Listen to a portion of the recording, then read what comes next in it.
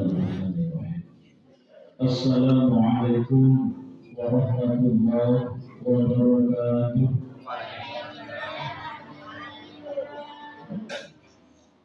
A'udzu billahi minasyaitonir rajim.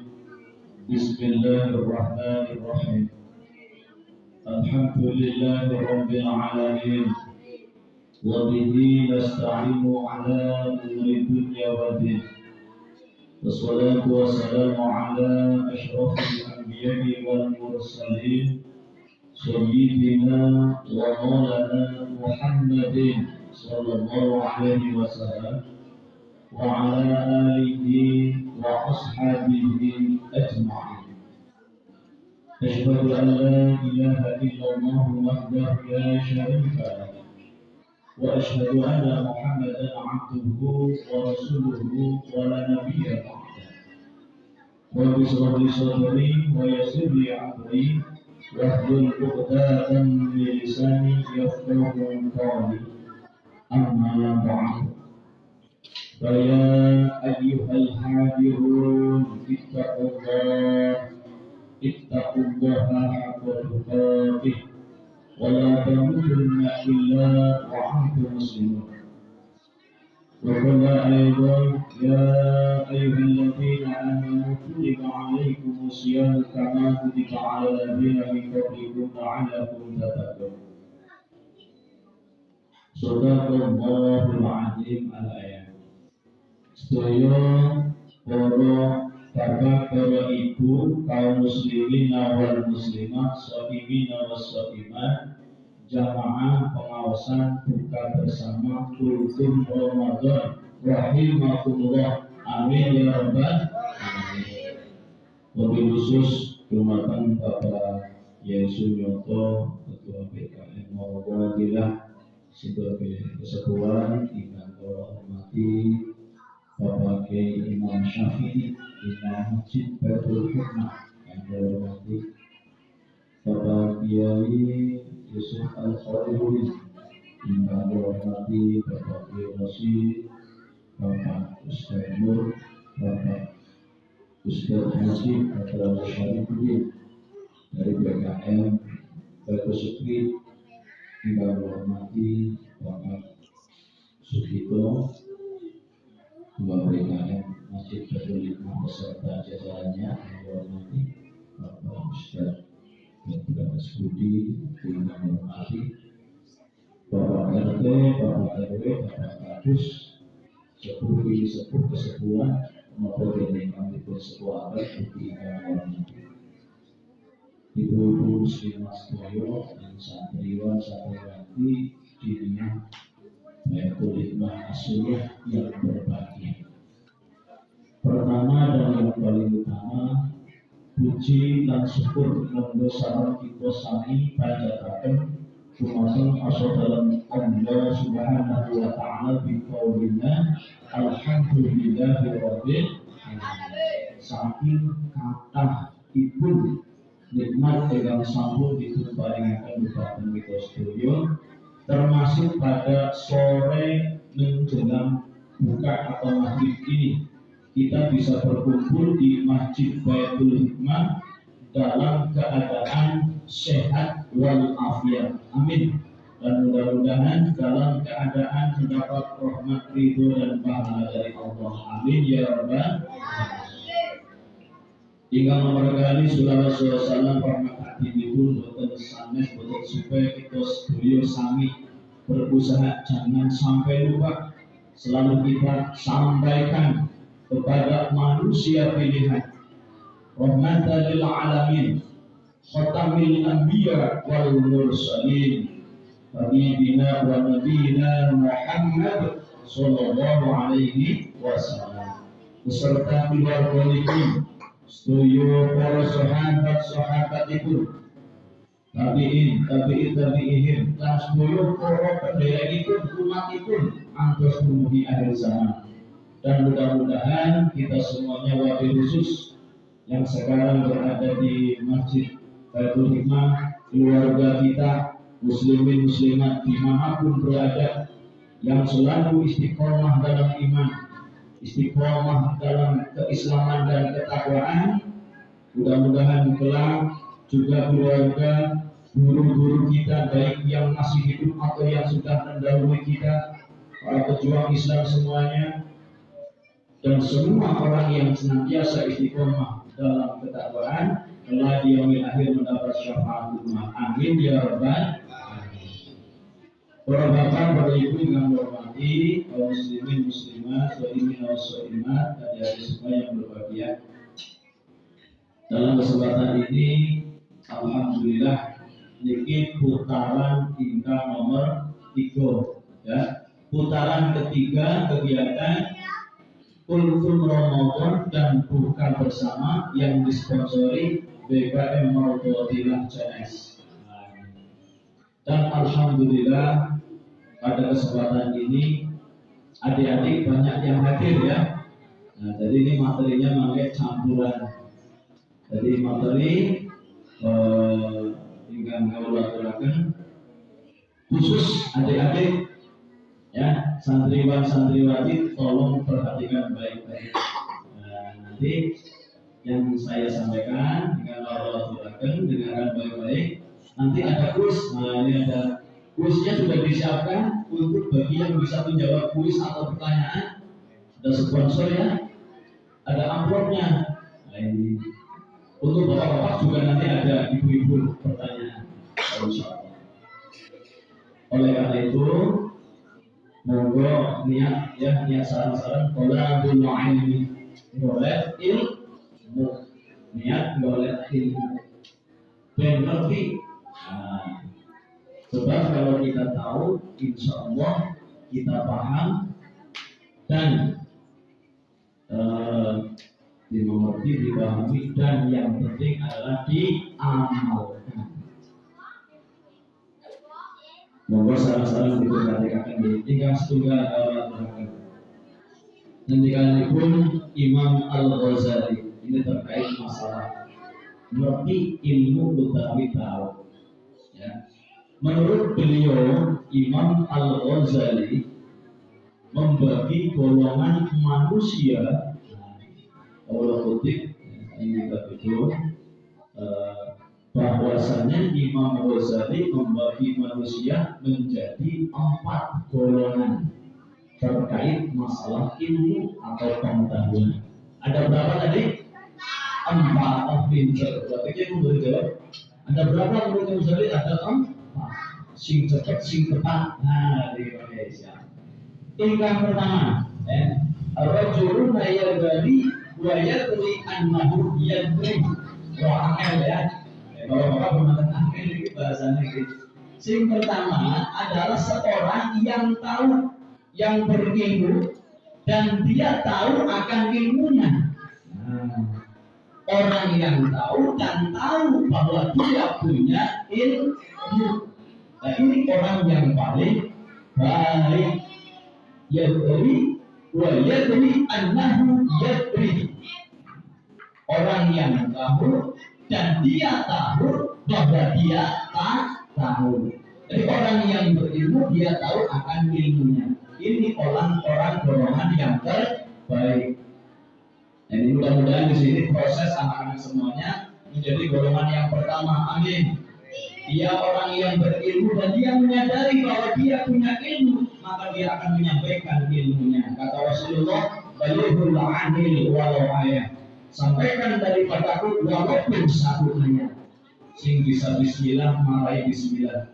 Sing bisa al-fatihah, marai al-fatihah, mari. Sing urut bisa al-fatihah. Itu balighul anil walau ayat. Dakwah kesadaran atau tabligh. Yang pertama satu, ya. Orang yang berilmu, orang yang tahu dan dia tahu akan ilmunya atau pengetahuannya. Ini golongan yang pertama, bagus, nomor 1. Terus yang nomor 2, kita cepat. Rajulun la yadri wa la yadri annahu yadri. Golongan orang yang kedua adalah orang yang tidak tahu bahwa dia punya ilmu, tahu dan akan pengetahuannya. Ini ibarat kata Imam Al-Ghazali, ini orang yang sedang tidur. orang yang punya ilmu tapi diam saja. Dia tidak menyampaikan ilmunya, dia tidak mendakwahkan apa yang dia punya. Ini kata Imam Al-Ghazali sebagai orang yang tertidur, seperti orang yang tidak sadar. Karena dia tahu, tapi dia tidak tahu bahwa dia tahu. Nah ini ya, ini golongan yang kedua dipersingkat. Terus yang ketiga, Bapak dan Ibu ya. Golongan yang ketiga adalah rajulun la yadri wa yadri annahu la yadri. Orang yang tidak tahu, orang yang tidak berilmu. Wa yadri, tapi dia tahu bahwa dia tidak berilmu. Maka dia akan mencari ilmu, sadar akan ketidaktahuannya. Ini kata Imam Ghazali termasuk orang yang baik juga. Karena ngerti, yang orang ngerti, membelas yang ngerti kawan dulu dari mawon. Nah, ini termasuk yang kategori baik, bahwa dia menyadari ketidaktahuannya. Dia nyadar bahwa dia tidak punya ilmu, maka akan diserahkan kepada orang yang berilmu. Orang yang ini akan rajin ngaji, biasanya rajin baca, rajin jamaah dan sebagainya. Dan yang terakhir, ini yang paling buruk anak-anak ya, yang paling apa? Paling buruk, paling jelek. Nah, kata Imam Al-Ghazali, rajulun la yadri wa la yadri annahu la yadri. Yaitu orang yang tidak tahu, orang yang tidak berilmu, tapi dia tidak menyadari ketidaktahuannya. Nah, jadi orang sekolah bisa, orang ngerti bahwa mereka orang bisa, akhirnya munculnya judulnya peminter. Apa? Peminter, pamer tapi orang ngerti, dikandani sok ngeyel. Repot. Anak gue bocah-bocah sing diwayangin. Kalau bapak insya Allah ya berpengalaman. Nah ini untuk golongan yang keempat. Jangan sampai kita menjadi golongan yang keempat. Orang yang tidak tahu, dia tidak sadar, tidak tahu bahwa dia tidak tahu. Tapi harus sadar bodoh tapi boleh orang nanti bodoh nih. Nah maksudnya kayak gitu ya. Masa gak mau aneh, kongsi bodoh tapi orang paham bahwa dia bodoh. Jadi ngakunya bodoh ngaku pinter. Bahaya lah, bahaya banget. Nah ini untuk golongan yang keempat. Imam Al-Ghazali membagi manusia. Oleh karena itu dalam rangka proses keilmuan, alhamdulillah thalabul ilmi BKM Marwatilah memfasilitasi thalabul ilmi fardhu ala kulli muslimin. Mencari ilmu itu hukumnya wajib bagi setiap muslim, dari laki-laki dan perempuan, terutama ilmu agama. Alhamdulillah, sudah putaran ketiga kita melaksanakan kultum Ramadan. Ada beberapa ilmu yang kita terima, ada beberapa pengetahuan yang kita dapatkan, tinggal kita amalkan. Amin ya rabbal alamin. Itu yang pertama. Untuk yang kedua, terkait dengan puasa. Puasa memakai ilmu apa enggak kira-kira? Ya anak-anak ini coba.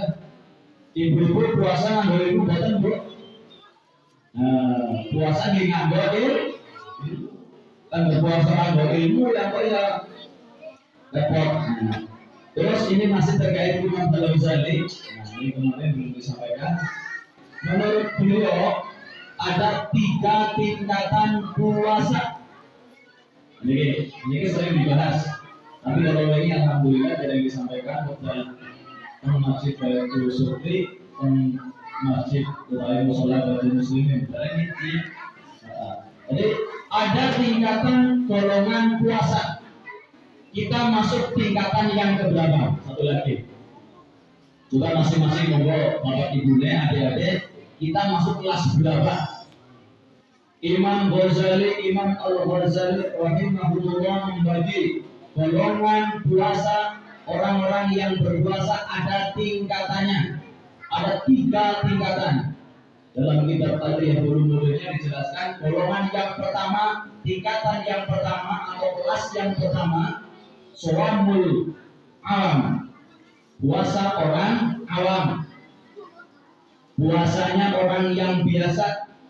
Puasa yang hanya menahan lapar dan haus. menahan diri dari hal-hal yang membatalkan puasa. Puasa jasad dia.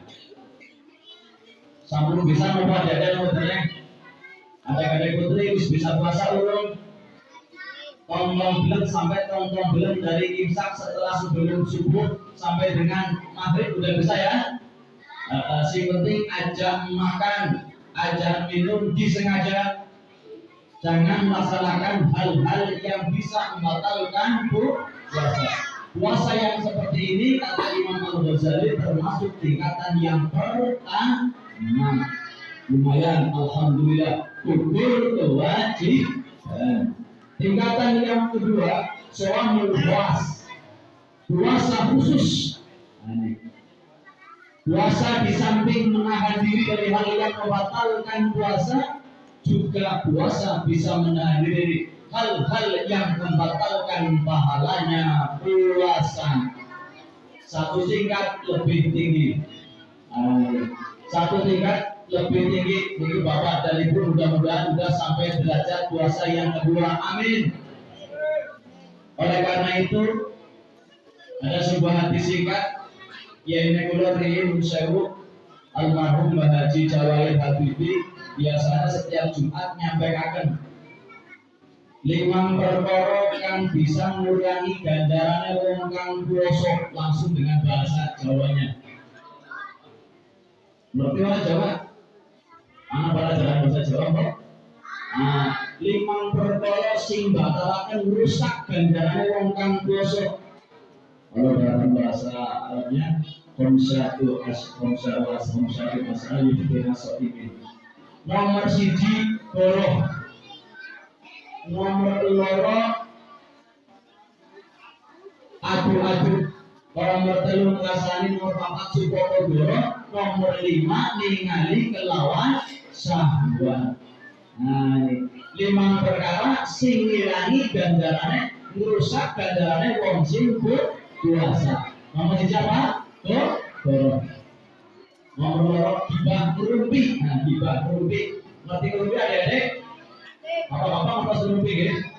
Ibu-ibu apa ngerumpi, Bu? Ibunya apa mboten ngerumpi? Nomor 3 adu-adu. Nomor 4 supata goro, sumpah palsu. Dan nomor 5 melihat dengan nafsu, ningali kelawan syahwat. Nah, kata Imam Al-Ghazali, kalau kita bisa menjaga 5 hal ini berarti masuk tingkatan shaumul khawas, puasa yang bisa menjaga diri di samping dari hal yang membatalkan puasa, juga dari hal-hal yang membatalkan pahalanya puasa. Monggo Bapak Ibu puasanya sewa mulut dina maning selipul dina nggih. Demut-demut koro ngerumpi gibah adu-adu supaya koro ningali kelawan syahwat. Terusan diterangkan terakhir kata Imam Al-Ghazali, puasa tingkatan yang paling tinggi, tingkatan yang teratas, shaumul khawas, khusus bil khusus. Ini saya kelas khusus, tingkatan yang tertinggi. Puasa di samping menjaga lapar dan haus, di samping menjaga batalnya puasa, juga jiwa, pikirannya, hatinya ikut berpuasa. Jadi tingkatannya paling apa nih Pak Bin? Ini tingkatan waliullah, tingkatan para muqarrabin, orang yang dekat dengan Allah, para nabi, kaum siddiqin. Mudah-mudahan kalau kita itu masuk tingkatan yang nomor 2 itu sudah lumayan, alhamdulillah. Kalau anak-anak mungkin masuk tingkatan yang nomor nah itu tingkatan puasa menurut Imam Al-Ghazali. Ada berapa tadi? Ada 3.